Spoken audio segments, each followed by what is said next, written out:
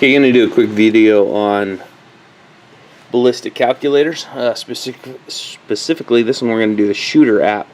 Ballistic calculators are pretty important for PRS style shooting. They'll maintain all your data. These have really started to replace data logbooks, things like that. I would say they supplement more than replace. I think data logbooks in a lot of applications, they're pretty handy to have. However, these do everything a data logbook does, and they do it a lot quicker. The only problem is if your battery dies, it can leave you a little bit stranded. So ballistic apps, we'll talk about it real quick.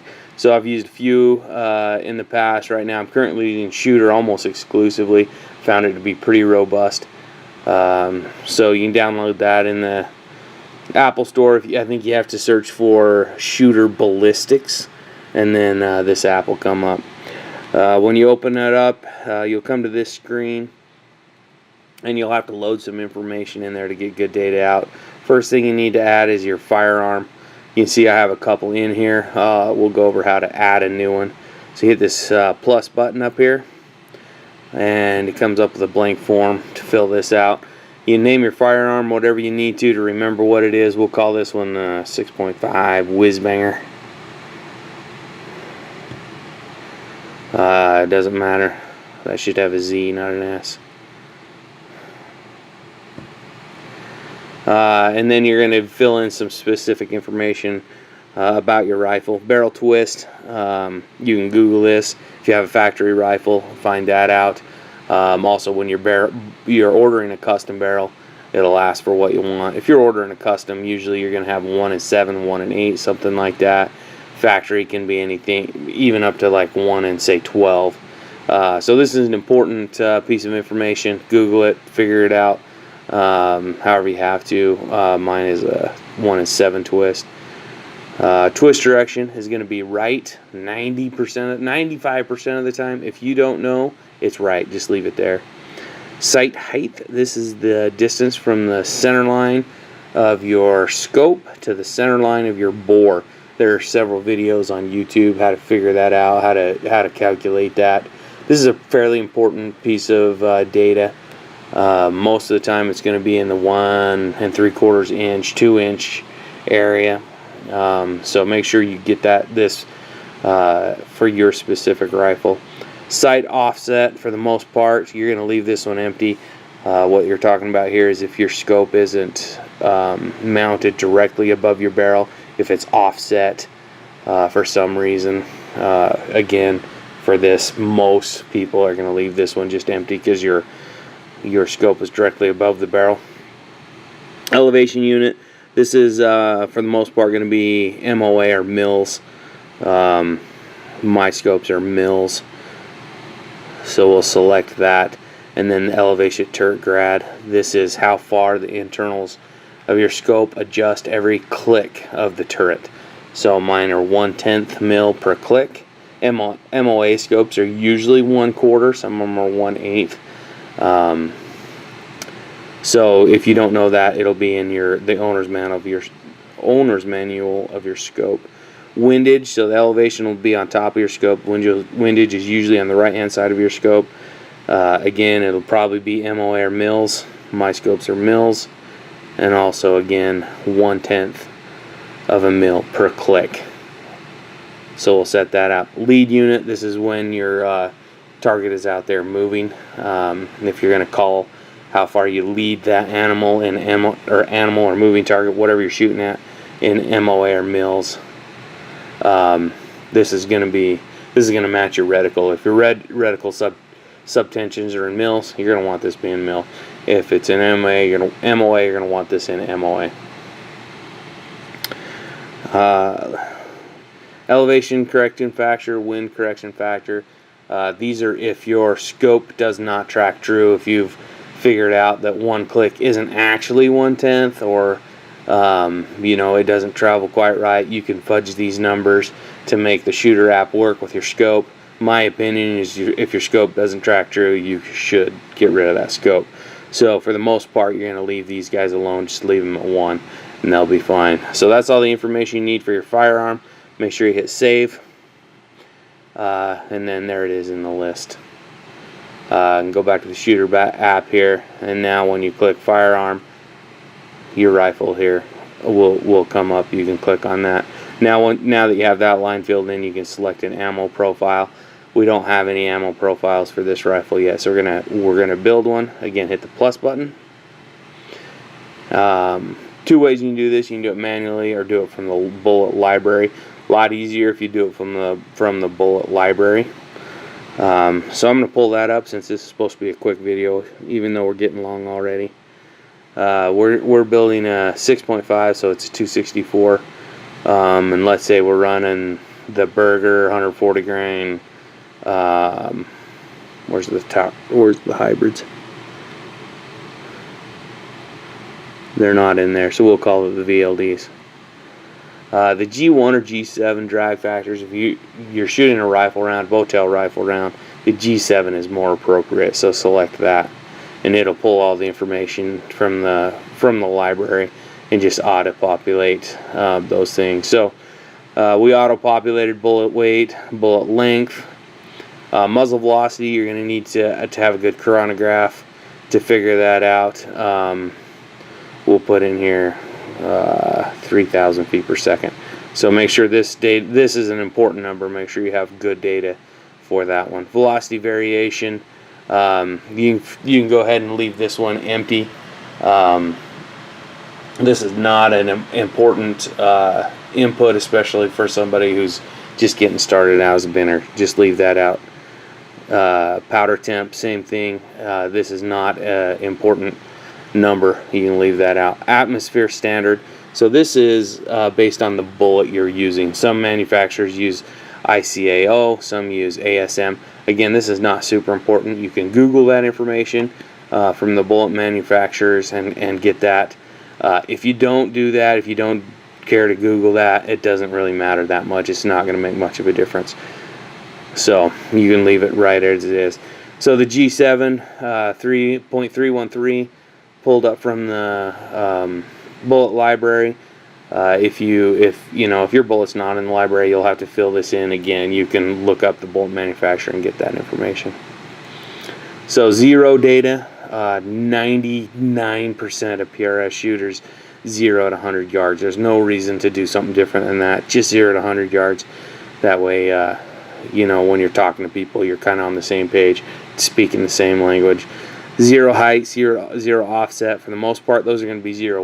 What that means is, if you're trying to zero at 100 yards, but your bullet's hitting 1 inch high at 100 yards, you put in 1 inch right there. Oh, I'm about out of battery. Zero offset. That's left right. If you're hitting to the right, to the left, you can enter that in. Don't do that. Make sure just get your 0 right. Make sure you're hitting your target 100 yards. Leave those alone. Simplify your life a little bit. Zero atmosphere. You're just going to put in some of the information of the environment that you zero your rifle at.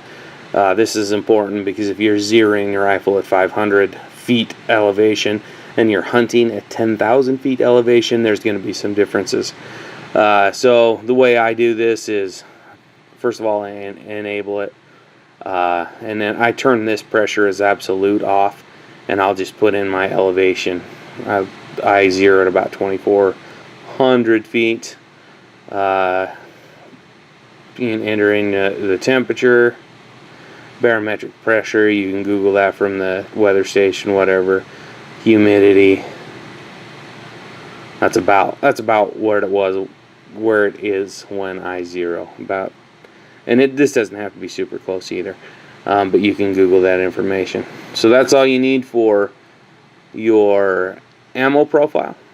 Go ahead and hit save there. Now you have this right in. You have the information you need, the rifle, the ammo, and now you can go ahead and put in this new information. Distance, I always just put in 1,000 yards. Look angle, this is kind of funky. This is if you're shooting downhill, shooting uphill. It has kind of a calculator in here. I'll show you how it works, but it's not super awesome. So as you tilt your phone, you can see that those numbers change. Now if you're shooting flat level, how this works is your phone, let me move the camera here, is going to be flat level like this, 0 degrees level. If you're shooting down a hill, you're going to match the angle of your phone to the angle of the hill. So there you go, now you're about 26 degrees downhill. If you're shooting uphill, you match the level of your phone with the level of the hill, and it'll give you that. Once you have that, your phone matched to the grade or the slope, go ahead and select done, and it'll pull that angle in there. Alright, let me set the camera back up here now. So that's how that works. That's the look angle. That's actually fairly important, especially if you're shooting at, the more steep the angle, the more important that is. Move speed. This is if you're shooting a moving target. You can put in how fast the moving target is going, and then also the move angle. You can enter that. For the most part, we're beginners. We're not going to get into that too much. Atmosphere. This is important. It's important to keep this density altitude up. This is a measure of really how thick the air is, and therefore how much resistance the air is going to provide your bullet. There's several ways to do this. Most of the time what I do is click this icon right up here. It looks like the sunshine behind a cloud. It'll pull this up. You can enter from a Kestrel. You can enter from a weather meter, whatever. I usually just click this weather station, and then Shooter will go out to the nearest weather station and download that, put that information in here for me. So as you can see, it's where I am right now, 5,823 density altitude. It's hot out, it's 97 degrees. Wind speed, obviously, if you're doing it the way I do it, the wind speed is not going to be accurate. That's going to be at the weather station. Wind varies a lot. So this is where a Kestrel can come in, or actually, if you get good at judging the wind speed, you're better off anyway. You also have a wind angle here. You can use this fancy arrow. Your target's going to be the red dot, and then you can move this arrow to match the wind direction. So once you have the wind direction in here, go ahead and click done. It'll populate over there. We're going to increase the wind speed just a little bit too. We'll put 10 in there. Spin drift. There's about 4 shooters in the world that are good enough to worry about spin drift and Coriolis effect. Shooter will work with that if you want to do that. I suggest a beginner just don't worry about that for a while. Wind and gravity are going to have a lot greater effect than spin drift and Coriolis, so work on those things first. So there you go. You have all your information that you need. Go ahead and hit calculate. It'll come up with a little chart down here. All your inputs up in this chart here. What I always do is once I generate this, I hit solution, and then you can scroll down to whatever yardage your target is at, and it'll give you your dial. This is your elevation dial. It'll give your wind dial. Now remember, wind's always changing, so keep up on that. You dial your scope to these settings, and as long as you have good information, you've inputted good information into the app, you have a good range on your target, and your rifle's capable, your scope's capable, you can shoot targets out to 1,000 yards. 1,000 yards isn't as hard as it used to be. These apps make it actually quite simple. So there you go. There's the Shooter app. Kind of a quick introduction. I hope it helped out some of you. I highly recommend this app. It works very well. It does what you need it to do to shoot long range. Let me know what you think. Like this video. Help me out here. See if we can, if this stuff is useful, we'll make more. So let me know what you think. Thanks.